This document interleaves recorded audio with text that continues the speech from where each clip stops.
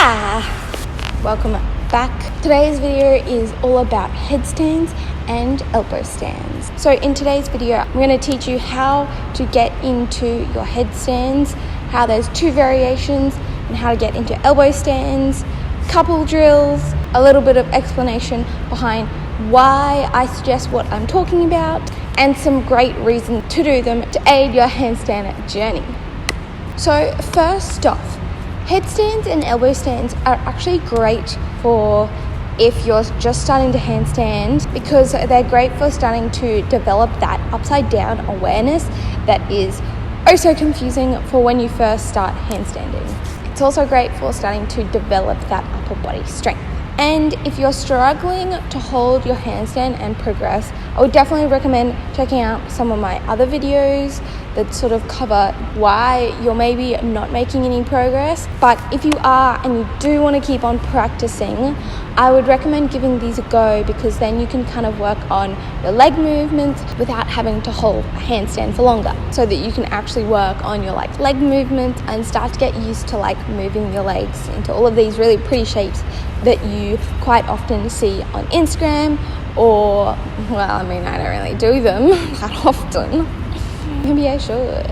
Do let me know down in the comments if you want to hear about some of the different leg variations. I have started to draft up a YouTube video for that, so if you are keen for that, please let me know down in the comments. But now it's time to move on to how to actually do our headstand and elbow stand. Let's go. Also, before we get started, please note that if you have any neck injuries, I would probably say don't do them, or please go and consult your doctor or physiotherapist about whether you should try anything new like headstands or elbow stands, as always. And I don't want you guys hurting yourselves. Stay safe. So the first one that I'm going to be showing you is the headstand. Now, there are two variations of this. There is one where you cradle your head, and the second one is where you are just assisting your head with your hands. So the first one, which is the easier one out of the two, which is the cradled head version, is a lot easier because you have most of the weight going through your shoulders and into your elbows. So to get into this one, you want to bring your hands together. Now, a really important thing when you're doing this one is that your elbows are in underneath your shoulders, just like as we would do in a normal handstand, and not super wide. So, putting arms down on the ground, you want to put your head in between your arms, and you want to make sure that you are getting sort of this front half through to the middle. So you want to think about putting the front of your forehead on the ground first, and then rolling through till the top of your head. Next, you're going to straighten your legs, and you're going to lift one leg up, and then you're going to do a little kick with the other leg. Oof. Wow. Yep, and that is what happens when you have loose, floppy legs. So lifting up one leg, and then from here, you want to think about transferring the weight onto your head and your elbows.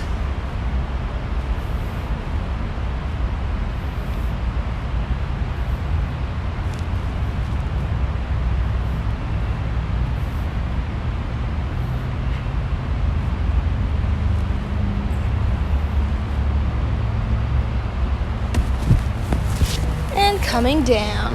Now, as you just saw in that one where I fell over, that happened because my lower body, my legs and stuff, had no tension in the air. So once you walk that leg in, you want to make sure you have tension all throughout your legs and you're engaging your core.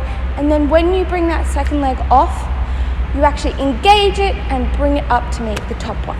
Hopefully from that demonstration, you could see that from my feet all the way down to my shoulders were all in that stacked shape that I constantly talk about with our handstands. which makes it really great for practicing that stacked shape. If you have trouble with banana back or kicking over or anything, I would recommend checking out my stacked videos that I've made in the past, because even though I'm talking about those tips for a handstand, they still relate to this as well because of that similar stacked position. Now, if you struggle to get your legs up in the air with kicking over and you find that you keep on falling out, you can grab a box or you can use a wall. You can use the wall with either your back to the wall or your feet on the wall walking up, similar to how I'm going to show you with this box.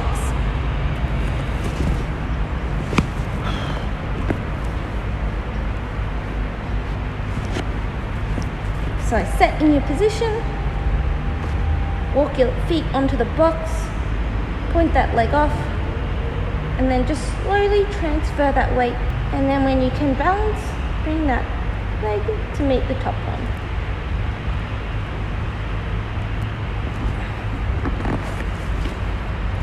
Boom! Alright, so the next variation we're doing is the one with our head directly on the ground and our hands supporting. Now this one is a little bit harder because your arms are not taking most of the weight, it'll be your head's time. So that means it's really important that you do that exact same head movement where you place the front of your head and roll to the middle. Now with this one, you don't want to go too far over to your head because you want a really good head position. Now with your arms, you're going to make sure that they're at a 90-degree angle to your body, which means that you want to make a triangle shape with your head and your hands. Boop, boop, boop. Forehead down, roll to the back, hands down, straighten your legs, walk your feet in until your bum is over the top of yourself, lift one leg, and then press with your hands to bring your body weight onto your head. Bring that second leg to join the top one, squeezing and engaging your legs, nothing floppy like this, nice and engaged. And driving those heels back ever so slightly. Now from here, you can have some fun. I find this one the easiest because you can actually get a bit more range. Boop, boop, boop, boop, boop, boop, boop, and coming down. When you're first standing out, make sure you don't do too long on this one because even coming out of that one, I can feel the compression of my neck. So please be really careful with that one. Once again, if you have trouble getting your legs up, you can use a wall or a box. All right, now for the last one, the elbow stand, which is purely all of our weight on our elbows. This one is a little bit trickier than the others because this one really, if you don't have open shoulders, you will not have a straight shape in this position because it is hard. Even I struggle when I haven't done my shoulder opening exercises, which I'll link up there. I've got a whole bunch. You can go and watch them. Make sure you do some of them before you try these because you end up with like your weight sort of too far over you because you're directly on your elbows. It makes you really want to lean more forward, and then to counteract that, you want to have, like, you end up with a banana back, trying to keep your feet over yourself to actually stay up, but that just ends up as, a banana back shape, which is really gross. So once you've watched this, go give those shoulder exercises a go, and then come back and try the elbow stand. Hello, Sky.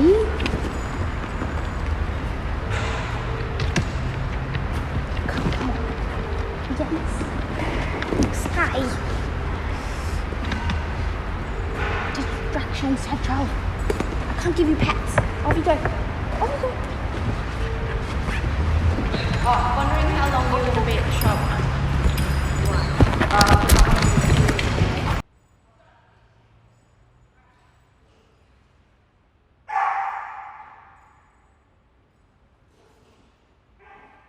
Alright, so for this one, it's really important that you keep your shoulders in nice and close, because like I said before, wide shoulders is only going to put your body in that not stacked position. So elbows in nice and close, fingers outspread nice and wide, thumbs touching.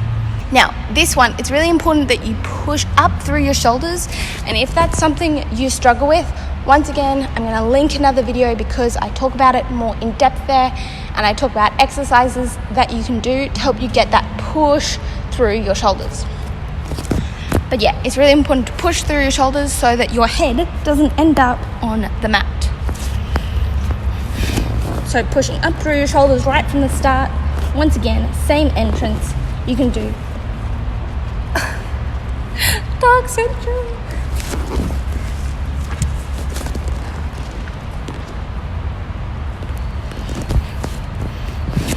Once again, same entrance, and you can do little kicks in. As you can see, I really struggle with these ones.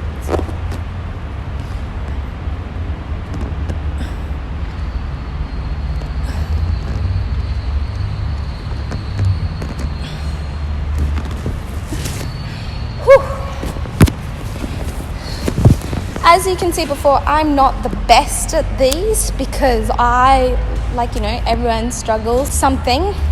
But you really want to make sure that you're pushing out through those shoulders and you're not sinking. And then you're really trying to open up those shoulders and get into that stacked position.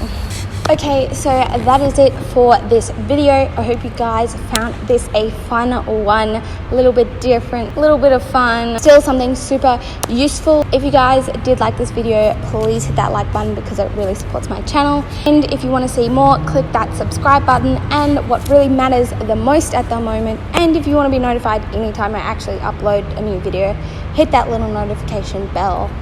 And just as a little last parting note for this video, if you make it all the way into this video, awesome, thank you so much. You are the true friends and viewers of this channel. Thank you. I would love to know what kind of videos you guys are enjoying the most at the moment and which ones you want to see more of, like if they're the vlog videos of my life, of what I'm doing at the moment, or training videos, or the handstand tutorials, or stretching. Please let me know. I love getting your feedback. It actually means the most to me, helps me get a bit of direction with what you guys are enjoying. And with that last little note, I'll see you guys in the next video. Bye.